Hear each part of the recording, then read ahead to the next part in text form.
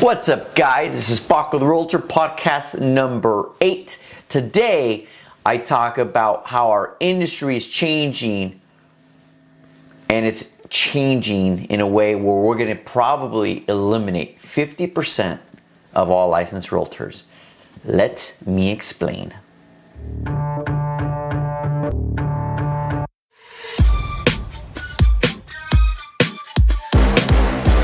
All right, so there is a crap load of licensed realtors in California specifically, but in this country. We're the largest lobbyist group based off membership. National Association of Realtors, California Association of Realtors is also a major lobbyist. And they do good. They fight for property rights. They actually do very good. But there was a lawsuit that National Association of Realtors lost, currently is appealing, a few months ago. In essence, what the lawsuit stated was that it was wrong for sellers to pay for buyer's commission. So when you sell your house, you pay a percentage, let's say 5%. 2.5% goes to the listing agent, 2.5% goes to the buyer's agent. That's the way it's been done pretty much forever. Well, they sued and said, why am I, as a seller, paying the buyer's agent? The buyer should pay the buyer's agent. So I'm not going to talk about the merits of the lawsuit because that's a conversation for a different day. And they won. A lot of it was BS. They made it seem like the sellers were coerced into it, but they lost. It's being appealed. Well, the Department of Justice has gotten involved and said, you know, that does sound like it's wrong. Why are they paying? So what's happening is there's making some changes. Now, here in California, seller signed what's called a listing agreement. And in that agreement, it specifically states that the commission goes to the buyer and the seller and is 100% negotiable. Seller doesn't have to pay anything to the buyer's agent. Don't have to, whatsoever. So they can choose to say, no, I'm only going to pay you as my listing agent. I'm not going to pay for the buyer's agent. And that is absolutely their right. Now, there is consequences because of, unfortunately, this industry, if you're not going to pay the buyer's agent, there's a good chance he's not going to show the house, which, again, that's illegal too, but it happens, right? So the Department of Justice is saying, there's got to be a better system. You guys need to come up with a better system on what that looks like.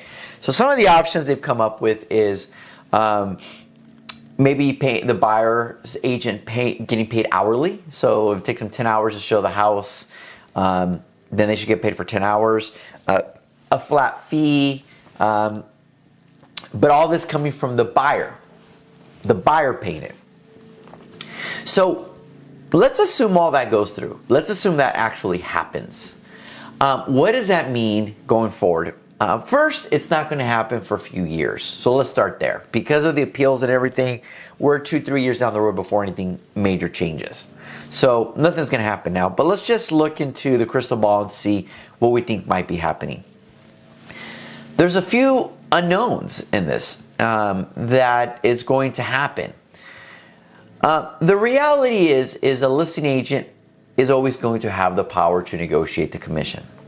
What I think is going to happen on the seller side is that the seller is going to probably have some kind of two-prong attack. Hey, I'm only going to pay 3% commission to you, and I'm not going to pay anything to the buyer's agent. Let the buyers let the buyers pay the buyer's commission.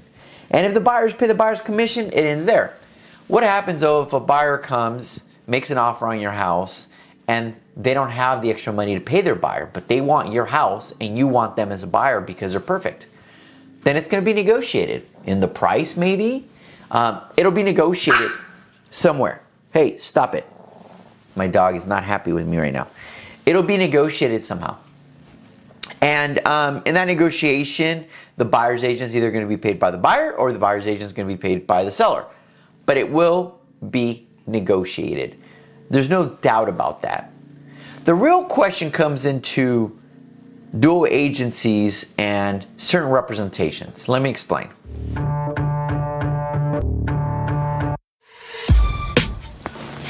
So here's where I don't have answers yet and where the repercussions can be. First of all, let's assume I have an open house. And let's assume a buyer walks in and says, I want to buy this house. I don't have a buyer representation. Am I going to represent that buyer knowing full well that the seller isn't paying buyer's commission and that buyer made it very clear he doesn't have the money to pay me? I won't represent that buyer, because why would I have 100% of the liability legally but not make a dollar from it? It makes no sense. Can it be put in the loan? Well, that's another unknown. We don't know.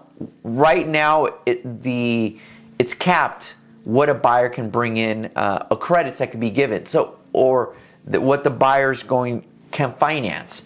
So we don't know what that's going to look like. Right now, a first-time buyer can put 3% down. If are they able to put 4% down now because they need to finance that commission? We don't know the answer to that. So there's going to have to be some adjustments then on the buyer side. So we have that issue.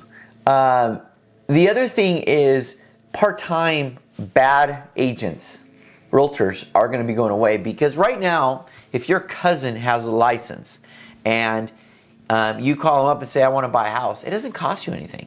Your cousin should open some few doors for you, and he makes an offer, gets accepted. There's no value. They're just a means to an end because it doesn't cost you anything. What happens now if you have to pay that buyer's agent $10,000? Are you going to hire that part-time agent? I think not. I think you're going to hire the guy who's actually going to represent you, who does it full-time, or who knows what he's doing. It could be a part-timer, but they know what they're doing. So I think we are going to lose a crap load of buyer's agents because there's no value they sell. There's nothing they really do other than open doors and make an offer, which is a shame, but I'm not sad about that because I think a lot of these buyer's agents shouldn't be licensed to begin with. But the funny thing is, the biggest argument I get from people that aren't in the business is agents provide no value. I think they're getting paid to do nothing. And this is good, so we don't need agents. Well, I can specifically say in California that's bullshit. At least the part that you don't need representation. It is a very litigious state. As a buyer, you are buying the most expensive asset you will ever buy, most likely. And you want no representation on the inspection, on the disclosures, on the appraisal, on termite, on verifying they're not ripping you off, verifying there's not something going on behind the scenes. What happens if the shit hits the fan and you do an inspection and the roof's going to fall off? That agent represents a seller who's representing you. So you absolutely need representation. You need someone to walk you through that process to make sure you're not ripped off, that you're not taken advantage of, which could easily happen if you have no representation. So the idea that buyer's agents don't need to exist is, I think, absolutely wrong. I think what they're really saying is buyer's agents that are part-time, a lot of them, maybe most of them, don't show any value. I call them up, the lender does the loan, they open doors, they make an offer, it gets accepted, and they're pretty much done. And they make $10,000 for that. I could see that part of it. I do agree that a lot of agents do not provide value for their people. 100%. That's why if you're in this industry and you do it full time and you're good, you float to the top because you stand out very quickly. So changes are coming. But those changes are going to be ideal for the expert who knows what he's doing or she knows what they're doing. For the one who actually runs this as a business. This is really bad news for all those part-time agents that don't take it seriously, are DNA agents, only family and friends, and provide no value. We'll see what happens. What are your thoughts?